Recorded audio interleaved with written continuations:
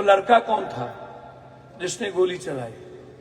उसको अभी तक डीएम साहब, एसडीओ साहब, डीएसपी साहब अरेस्ट क्यों नहीं किए?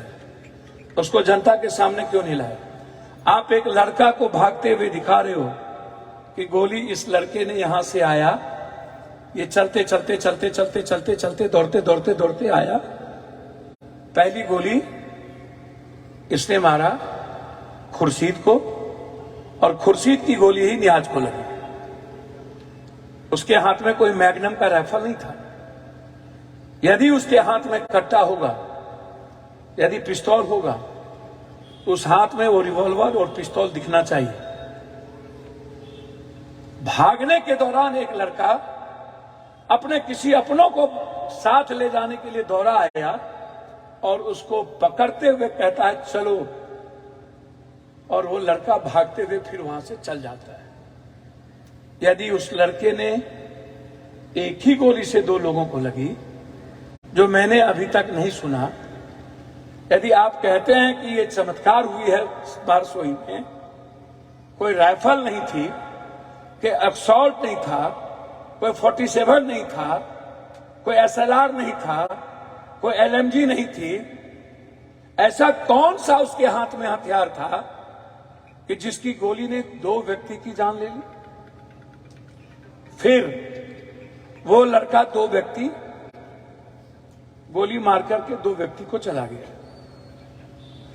क्या वही लड़का वहां से दौड़ते हुए गया जो सोनू, जिनके दोनों भाई को उन्होंने फोन किया, उनके दोनों भाई भागे भागे सोनू को बचाने आए, उन्होंने कहा कि बचा के ले चलो हमको। वह लड़का जो सोनू बिजली विभाग में काम करता है, नगर अध्यक्ष बैठ जाइए ना, मोनू बिजली विभाग में काम करता है, बैठा लो।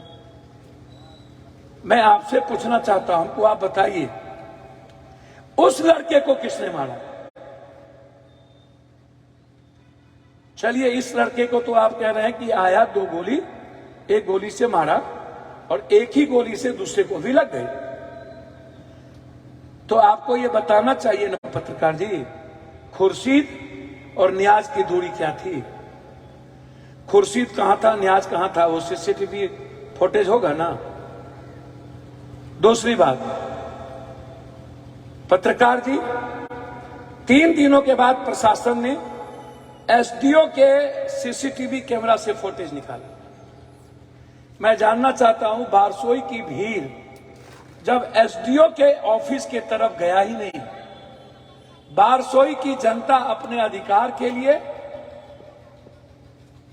जीने के लिए, जो मात्र 3 घंटा 4 घंटा बिजली रहती हो,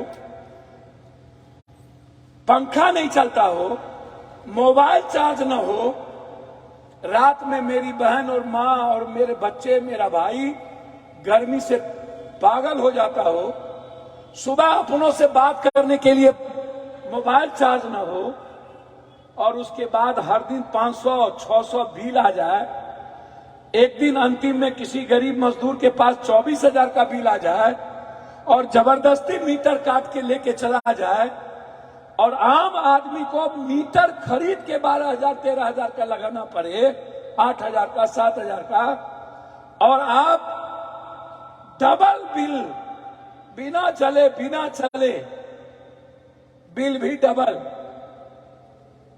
ना पंखा चली, ना मोबाइल चार्ज हुआ, ना हमारी बहन और मां घर में थी, ना मेरे बच्चे पढ़े, छोटे काश्तकार की जनरेटर चला के जिंदगी ले जी लिया, छोटा जनरेटर।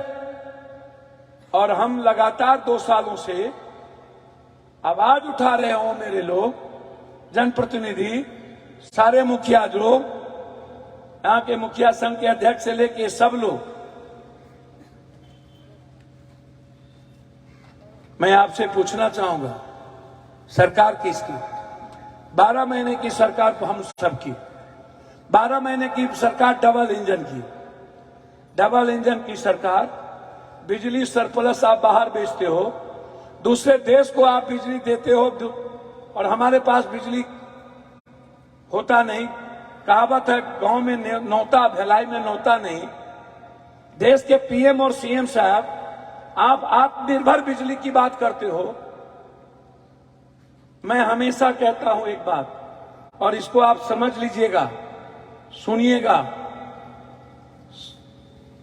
कोई भी राजा अपने प्रजा पर बोझ नहीं पड़ता।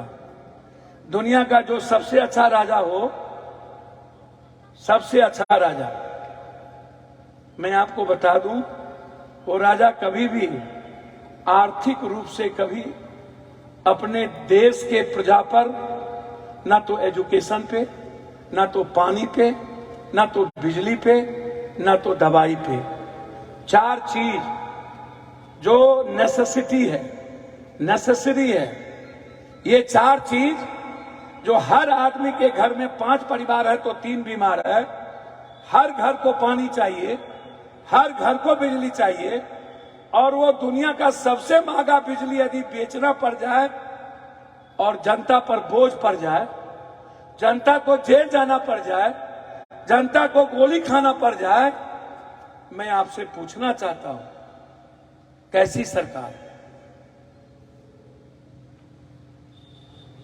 आप अदानी, अंबानी, नीरव मोदी, चौकसी, सबका आप टोटल का टैक्स माफ कर देते हो।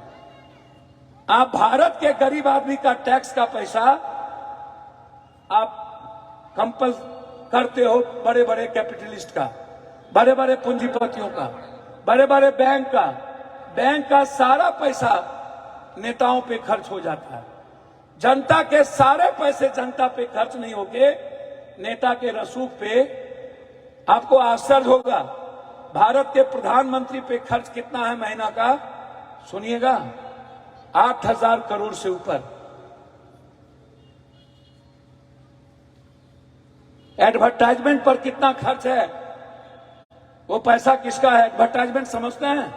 विज्ञापन, अखबार में विज्ञापन, बड़ा बड़ा हुडी, जो दिखता है वो बिकता है, जो मार्केटिंग, गलत चीजों को सही दिखाने वाला टीवी चैनल, जो आज गोदी मीडिया बनी हुई है, उनको कुछ नजर नहीं आता। कभी सीमा आता है, कभी फ्लाइंग किस आता है, कभी वो मणिपुर के बेटी पर मजाक बनाते हैं। 14 साल की बच्ची नंगा करके 20,000 की भीड़ उसके इंटरनल पार्ट को छेड़ के समूह और समाज के सामने बलात्कार करके फेंक देता, एक सैनिक की पत्नी की। आप उस पर नहीं बोलते, गोल्ड मेडलिस्ट लड़की पर नहीं बोलते, लगातार हमारी बेटियां गायब हो रही है उस पर नहीं बोलते।